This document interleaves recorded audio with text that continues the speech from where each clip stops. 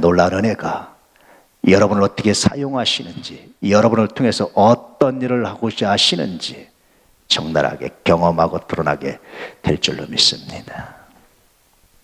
이 명령 앞에 허둥대고 있는 제자들, 이 제자들 앞에 빌립이란 제자가 나타나서 선생님, 최소한 200데나리온이 필요합니다. 노동자 하루 품삯이 1데나리온이에요. 우리나라식으로 해서 하루 품삯이 10만 원이면 대략 2천만 원이 필요합니다. 근데 물가 가치로 환산해서요, 만약에 여러분 한 끼에 5천 원이라고 하면 얼마가 필요하겠어요? 대충 남자 성인들만 5천 명이고요, 여자들 아이들까지 치면 10,000명에서 20,000명 정도 추산이 돼요. 한 5천만 원에서 1억이 필요해요. 이 어디 있습니까 우리가? 아마 제자들 중에 혹은 주변에 있던 사람 중에 이런 불만이 있었을 수도 있습니다. 예수님, 그럴 거면 지난번에 누구, 그 부잣집 누구 죽은 애 살려주고 그 사람들이 감사하다고 돈 줄 때 받지. 그럴 거면 지난번에 기적을 행해주고 사람들이 와서 헌금한다고 할 때 받지. 그거 다 물리치고 없는데 우리 보고 주라니요. 참 철없습니다. 너무합니다. 마땅히 선생이 돼서 제자들을 먹여 살려야 되는데 오히려 제자들 보고 너희가 주라니요. 너무한 거 아닙니까? 그렇게 말할 사람도 있었을 거예요. 여러분 그렇게 생각하십니까? 예수님 너무하잖아요. 내가 예수 믿는 게 믿고 편안하고 영생 얻고 내가 좀 행복하려고 믿는 거지 내가 이런 부담 가지려고 믿는 줄 아세요? 내가 교회 다니면서 이렇게 부담 가지려고 교회 다니는 줄 아세요? 내가 세상 일도 시끄러워 죽겠고 내가 세상 일도 어려워 죽겠는데 교회 와서도 내가 일해야 되는 줄 아세요? 그렇게 생각할 수 있잖아요. 그런데 여전히 주님은 그런 우리들에게 너희가 먹을 것을 주라 그렇게 말씀하십니다. 다시 한번 읽어볼까요? 시작. 저녁이 되매 제자들이 나와 이르되 이곳은 빈들이요 때도 이미 저물었으니 무리를 보내어 마을에 들어가 먹을 것을 사 먹게 하소서. 예수께서 이르시되 갈 것 없다. 너희가 먹을 것을 주라. 이 명령에 반응한 사람이 하나 있는데 안드레입니다. 이름 같으면 안 할 것 같은데 안 드릴 것 같은데 안드레가 드렸습니다. 어떤 작은 아이가 안드레한테 물고기 2마리와 떡 5개를 가지고 왔어요. 떡 5개와 물고기 2마리 이걸 가지고 왔어요. 근데 본문을 읽다 보면 아주 재밌는 사실이 하나 발견돼요. 여러분 제자들 그룹에서 재정 담당이 누구였습니까? 가룟 유다였어요. 그런데 막상 중요한 재정 담당인 가룟 유다는 나타나지를 않아요. 최소한 나타나서 예수님께 주님 지금 재정이 얼마가 있습니다. 이렇게 말해야 되잖아요. 요한의 증언에 의하면 그는 도둑이었다. 아마 본인이 횡령한 것이 드러날까 봐 그랬는지 나타나질 않아요. 만약에 가룟 유다가 이 순간에 나타나서 현장에 참여했다면, 이 현장에 함께했다면 그의 삶이 어땠을까? 여러분 중요한 현장에는 반드시 참여할 수 있기를 주의 이름으로 축복합니다. 그래야 그래야 하나님께서 나를 통해서 이루어 가시는 새로운 역사를, 새로운 은혜를 경험하게 됩니다. 가룟 유다는 나타나지 않았지만 이 중요한 순간에 주님의 말씀에 순종해서 안드레가 아이에게서 받은 물고기 2마리와 떡 5개를 가지고 주님께 왔습니다. 주님은 그것이면 족하셨다라는 거죠. 주님이 요구하신 것도 바로 이런 거예요. 5천만 원이나 1억이 아니라 이런 걸 요구하시는 거죠. 이것이 복음입니다. 5천만 원에서 1억 원의 돈이 아니라 단지 오병이어가 필요했을 뿐입니다. 만약에 물고기가 1마리밖에 없고 떡이 하나밖에 없다 할지라도 결과는 같았을 거예요. 주님이 우리에게 요구하신 것도 마찬가지입니다. 본문을 계속해서 읽다 보면 본문에 뒤에 나오는 사건이 하나 있는데 사람들이 다 배불리 먹었어요. 그렇게 배불리 먹고 나서 남은 것을 주님 거두게 하셨어요. 12강주를 거뒀습니다. 왜 그러셨을까? 사람이요 배부르고 나서 먹고 난 음식 여러분 보기 좋습니까? 실컷 푸짐하게 잔치하고 먹고 남은 음식 보기 좋습니까? 그거 별로 보기 안 좋아요. 그냥 버려도 상관없잖아요. 에이, 뭐 또 기적을 일으키면 되지. 야, 버려. 그거 신경 쓰지 마. 뭐 짐승들 먹게 놔둬. 이렇게 좀 뭐 좋은 목적 가지고 이렇게 포장해서 얘기할 수도 있잖아요.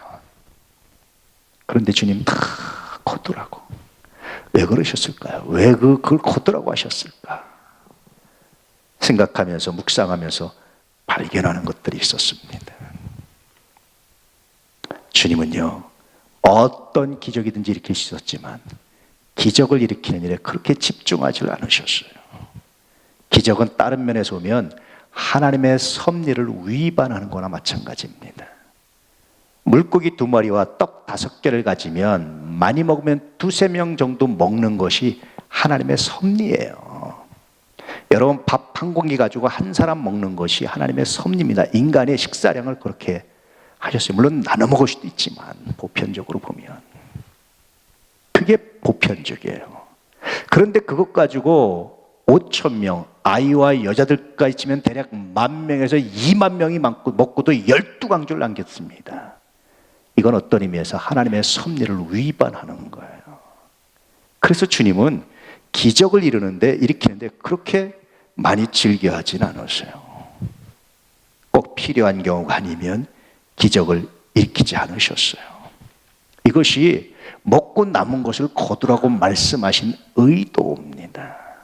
하늘을 들어서 감사기도 하시고 그 결과를 버리는 것이라 소중히 간직하시는 거예요. 아마 먹고 싸가는 사람도 있었고 집에 가져가는 사람 별 사람들이 다 있었을 거예요. 그런데 사람 찌끄러기 다 버린 거 그것조차도 주면 소중히 간직해서 모아놓으셨어요. 그것 가지고 뭐 하셨을까요? 아마 제자들 한 달 신앙은 됐을 거예요. 소중히 간직해서. 제가 어떤 분이 싱크대 앞에 이렇게 써놨어요. 나는 쓰레기통이 아니다. 가족들이 먹고 남은 거 안 먹겠다. 나는 쓰레기통이 아니다. 이렇게 써놨어요. 그런데 예수님은요, 다 긁어 모으셨어요. 왜 그랬을까요? 만약에 여러분 오병의 기적이었어요. 제자들이 얘기를 수도 없이 많이 하고 다녔는데 그때 오병이어를 일으켰다까지만 나왔으면 어떻게 될 것 같아요? 아마 별 재미없었을 거예요. 12광줄이 다 거두라고 하니까 제자들이 거두면서 무슨 생각을 했을까? 어떤 생각을 하면서 거뒀을까? 참 선생님 너무하시지. 끝까지 이상하게 행동하시는구만. 이것도 거두래. 참 좀스럽기도 하지. 그런 생각했을까요? 참 대단하지. 아니 어떻게 분명히 물고기 2마리 떡 5개밖에 없는데 이렇게 많이 먹고도 이렇게 많이 남겼을까? 참 희한하지. 이게 어디서 왔을까? 아마 두고 회상하고 생각하는데 오병의 기적보다 남아돈 것이 더 큰 은혜였을 거예요. 사람들이 그냥 배불리 먹고 남았으면 환상이었나 보다. 혹시 그냥 그랬나 보다. 그 순간 잊어버릴 수도 있는데 그 남은 걸 거둬서 아마도 제자들이 대략 한 달 정도는 식사했을 텐데 먹으면서 무슨 생각을 했겠어요? 곱 씹으면서 그래 주님이 그러셨지. 주님이 분명히 그러셨지. 이렇게 회상했을 겁니다. 이 회상이요 믿음을 성장시킵니다. 회상 믿음을 성장시키는 정말 중요한 도구예요. 이렇게 회상하면서 제자들의 믿음이 성장시키기 위한 의도가 남은 것을 거두라고 하신 말씀의 이유가 아닐까라는 생각을 하게 됐죠. 새로운 사건을 만날 때마다 새로운 기적을 요구했던 이스라엘 1세대, 그들은 광야에서 죽었어요. 1세대는 정말 슬픈 사람들이에요. 가나안 출애굽 1세대는 가나안 땅에 못 들어간다고 약속되어 있습니다. 출애굽 1세대는요 사는 것이 괴로운 거예요. 무슨 생각을 했겠어요? 저 사람이 빨리 죽어야 우리가 가나안 땅 가는데. 아마 마지막까지 살아남은 사람은 그런 평가를 들었던 사람. 빨리 가야 되는데. 우리가 이 고생을 끝내고 광야에서 고생을 끝내고 살려면 저 사람이 빨리 죽어야 되는데. 얼마나 슬픈 인생입니까? 왜 그랬는지 아세요? 회상 돌아보는 것이 아니라 늘 새로운 기적. 문제를 만날 때마다 앞에 이렇게 했던 기적은 다 잊어버리고 늘 새로운 목말랐던 사람들, 이 사람들이 당했던 결과입니다. 그러므로 여러분, 하나님 한 번이면 족합니다. 그때 베풀으신 그 은혜 하나면 내가 족합니다. 이런 고백을 가지고 나와보십시오. 그때 베풀으신 은혜를 회상해서 다시 회복해내면서 하나님께 나와보시 바랍니다. 정말 귀한 열매가, 은혜가 있게 될 줄로 믿습니다. 할렐루야. 남은 것을 거두라고 하신 것, 너희가 먹을 것을 주라, 이 명령에는 그래서 믿음을 성장시키기 위한 주님의 의도가 포함되어 있습니다. 두 번째는요, 감사합니다. 이스라엘 백성들은 감사가 없었어요. 그러므로 여러분, 남은 것을 다시 거두게 하시는 것은 감사하는 행위예요.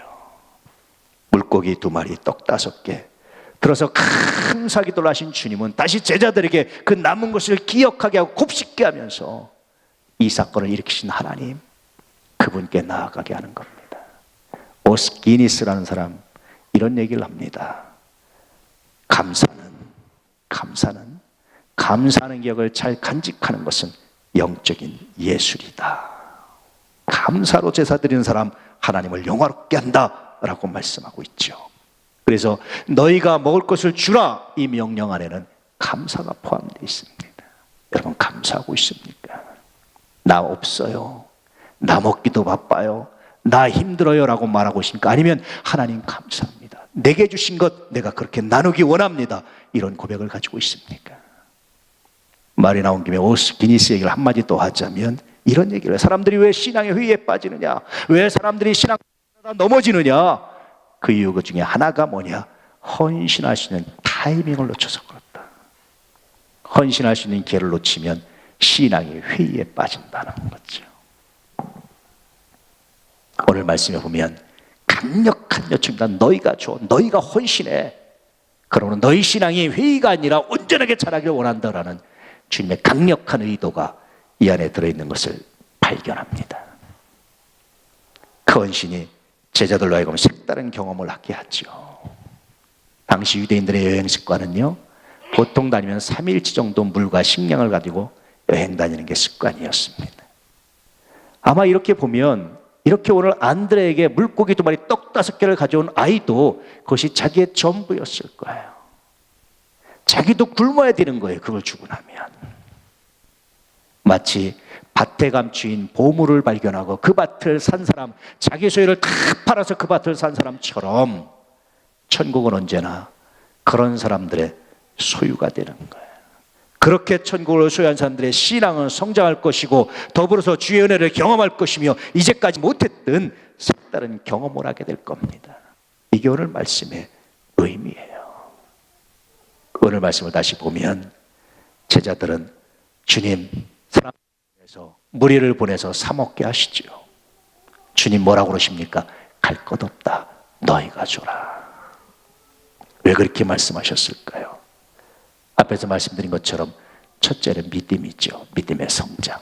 두 번째는 감사하는 능력입니다. 그런데 마지막에 정말 중요한 것이 있는데 그것은 뭐냐면 고통당하는 이웃을, 주변을 돌아보라는 의미가 담겨져 있어요.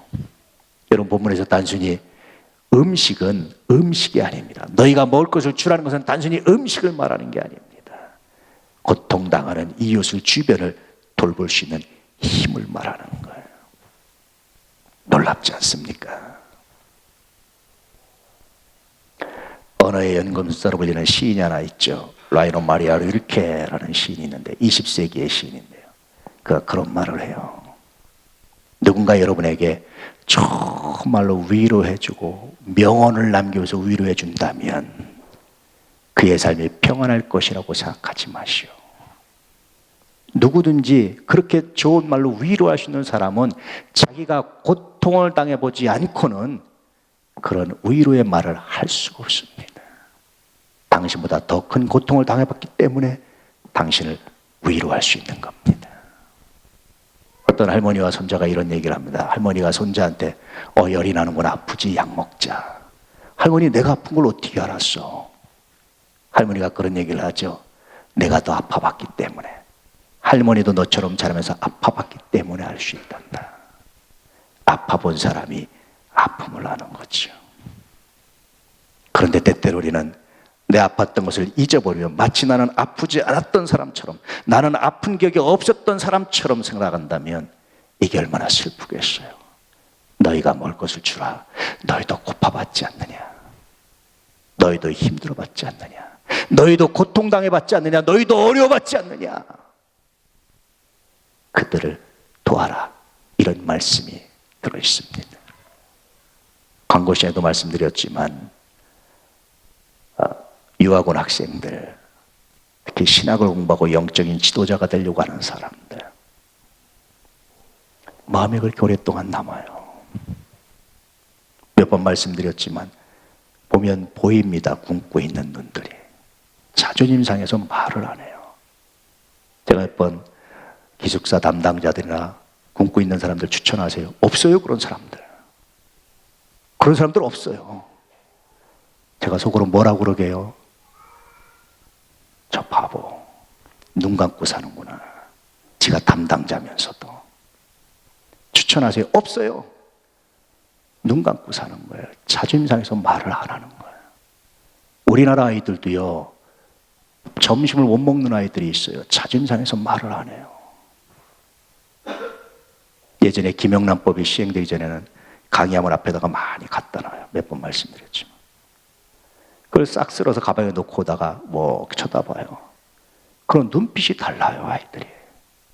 불러서 주면 여러 번 그런 간증을 들어봤는데 감사합니다. 사실은요, 오늘 내가 이것을 먹는 것이 기도 제목이었어요. 식당에서 밥을 먹고 있는데 아이들이 밥을 먹고 있어요. 가만히 보면.